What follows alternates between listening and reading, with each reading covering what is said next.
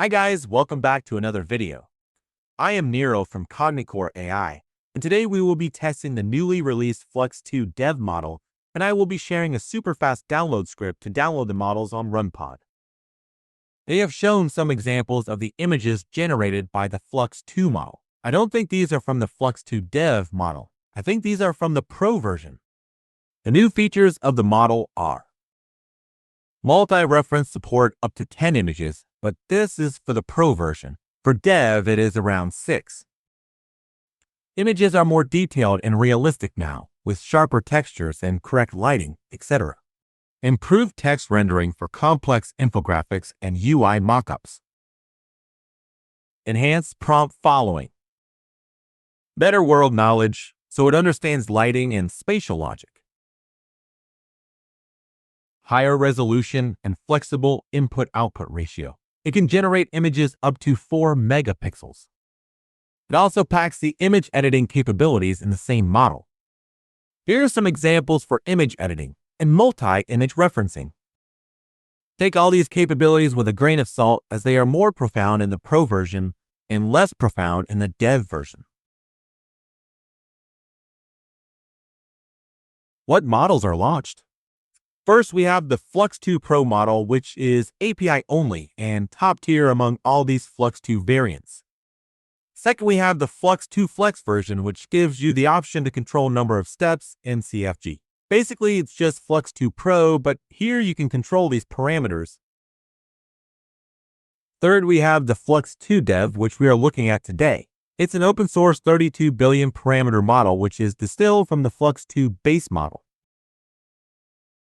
Fourth, we have the Flux 2 Client model, which is coming soon.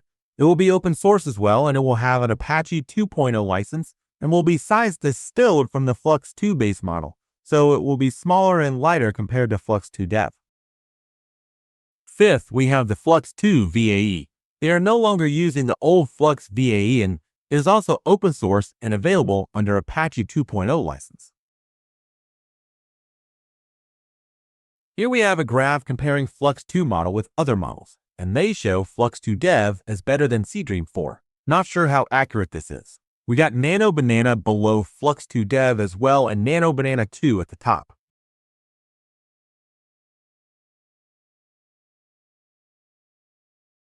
This is the Flux 2 Dev Hugging Face repo, and this is still a gated model. You have to accept the terms and conditions to get access. Still uses the Flux Dev non-commercial license.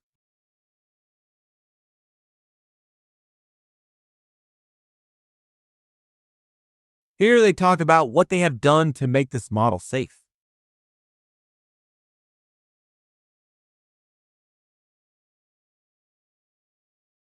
The main model file is 64 GB. The VA is 336 MB.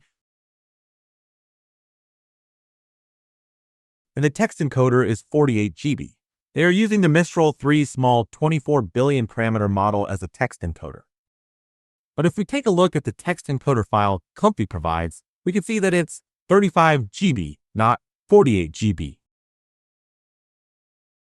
This is because the Flux 2 Dev model doesn't use the last few layers of the Mistral model, and Comfy have removed these layers and provided us with this smaller file. Here we have a prompting guide for Flux 2, so we'll make use of this and start testing this model in ComfyUI. ComfyUI added support for this model on day 1. I will get an L40S GPU and bump the storage to 150 GB, as this is a heavy model.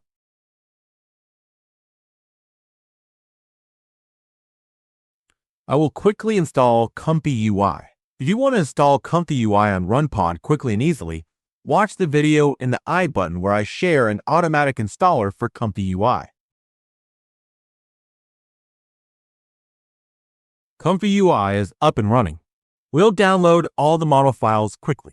For this, I am giving you this Flux 2 Dev model downloader that will download all the correct models super fast in one go. I will upload this file in the workspace.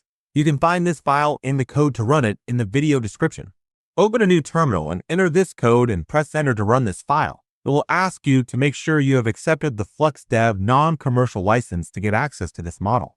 If you have not done that already, you can click on this link and get access. Then you have to enter your Hugging Face token, which you can get from this link. Once you have the token, paste it here. The token will not be visible when you paste it, so don't worry. Just press enter and it will start downloading the model files. Make sure that you have access to the Flux 2 dev model, otherwise it will not work. As you can see, it's downloading the main Flux 2 dev model file. You can see the speed as well. It's downloading the Mistral 3 text encoder and finally the Flux 2 VAE. All the models are downloaded and it shows you the directory where it downloaded all the model files. Our models are in the ComfyUI models folder. I will go to the ComfyUI models folder and put the Flux 2 dev model file in the Diffusion models folder, Flux 2 VAE in the VAE folder, and the Mistral 3 in the text encoder folder.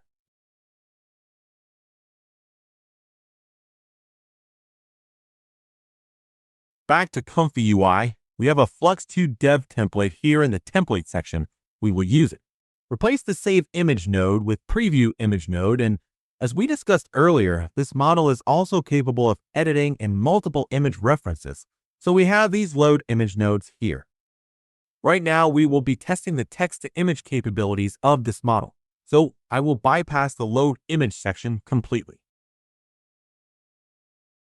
Press R to update the node definitions and select the correct model files in the Model Loader, Clip Loader, and VAE Loader nodes.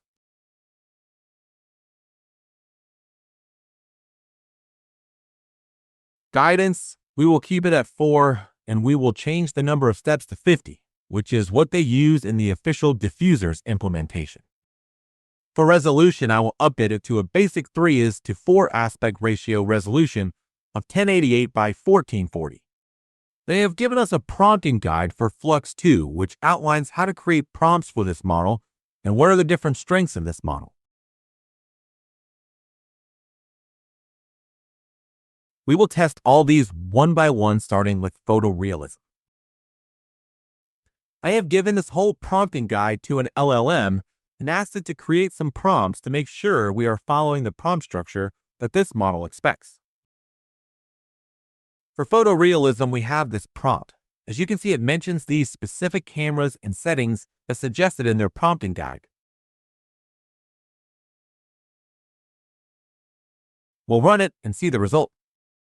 To monitor the VRAM usage, I will start the NVIDIA SMI in real time. You can get this command from the description. It started loading the model and you can see the VRAM filling up.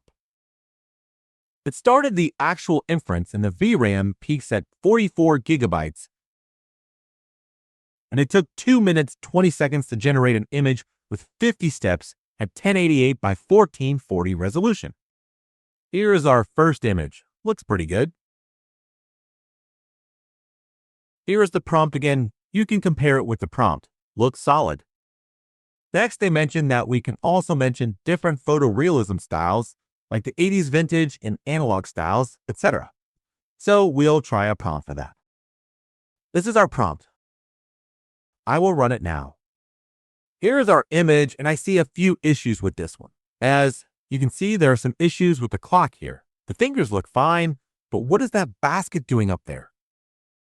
If we look at the prompt, it was supposed to be a woven bamboo fan, which looks like this. Maybe the model doesn't know that and generated a woven bamboo basket instead, but overall the image looks fine.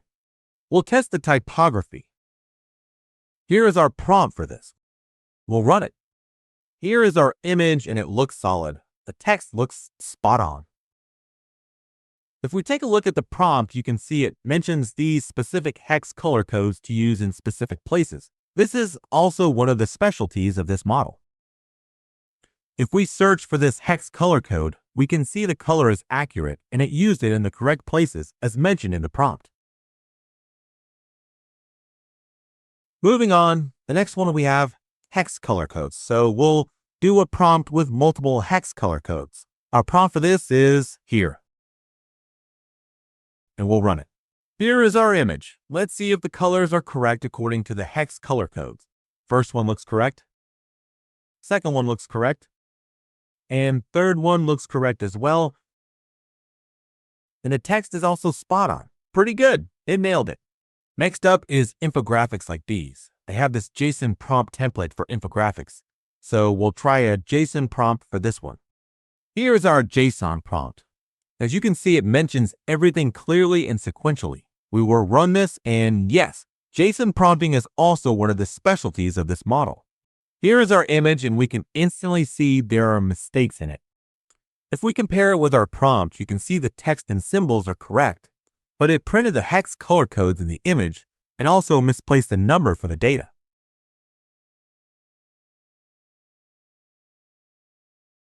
Next up is multi-language prompts. Here they have given examples for French, Thai, and Korean.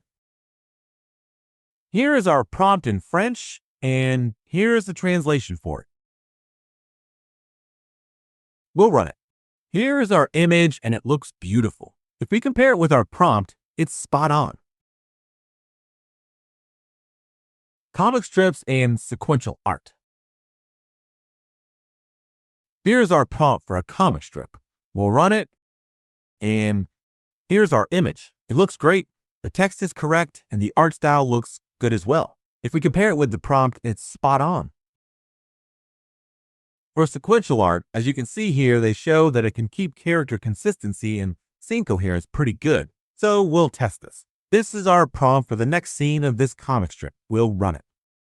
And here is our image. We'll open both the comic strip images side by side and see if it maintained the character consistency and scene coherence. As you can see, it nailed it. The character looks identical. Her outfit is also the same, and the scene is also consistent, as if she just jumped from the terrace in image 1. And if you look at the text, it is also correct. Next up, we have JSON prompts, and here they have shared a basic structure for the JSON prompts. Here is our JSON prompt. We'll run it. Here is our image, and if we compare it with the prompt, it followed the prompt completely.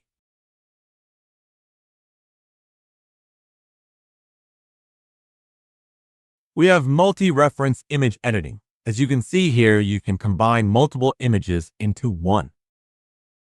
I will bypass the load image nodes here, as we will be testing the multiple image reference and image editing capabilities of this model now. I have an image of a dress and an image of a handbag here, and we'll enter our prompt. Here is our prompt. We'll run it. Here is our image, and it's really impressive. If we compare the dress design and the handbag design, it really nailed it, even with this intricate, detailed design dress. Super impressive.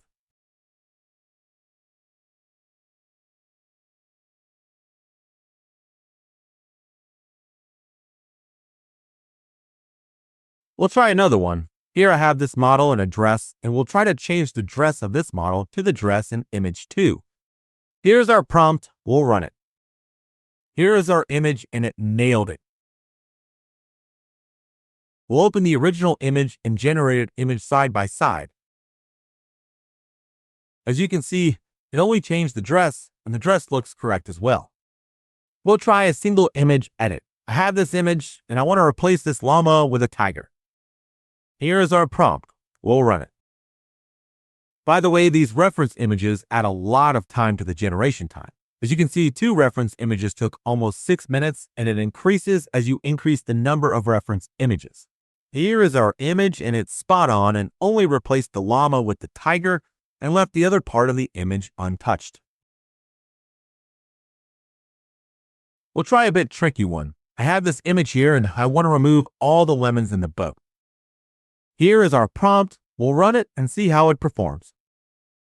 Here is our image, and it really nailed this one as well. Only removed the lemons, and rest of the image remains untouched. Even the text is also intact. Really impressive.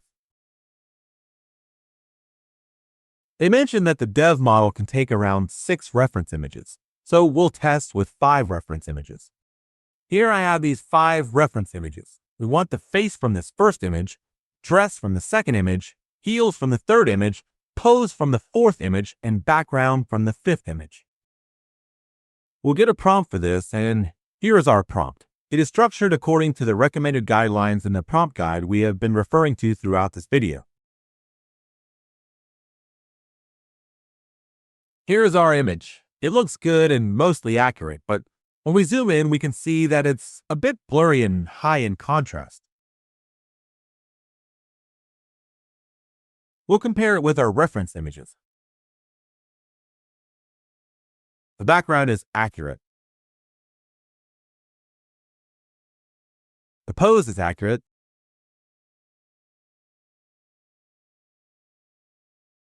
The face is quite similar. The dress is accurate, but the color is a bit dark due to this high contrast. The heels also look mostly the same. Overall, it's quite impressive. This has been our testing of Flux 2 Dev model. I think it's really capable, especially in the editing and image referencing tasks, and it is really sensitive to specific style prompts as they outline in the prompting guide. The prompt adherence is also pretty good, but it is very slow and not meant for consumers. Black Forest Lab is mostly targeting businesses with these Flux 2 models.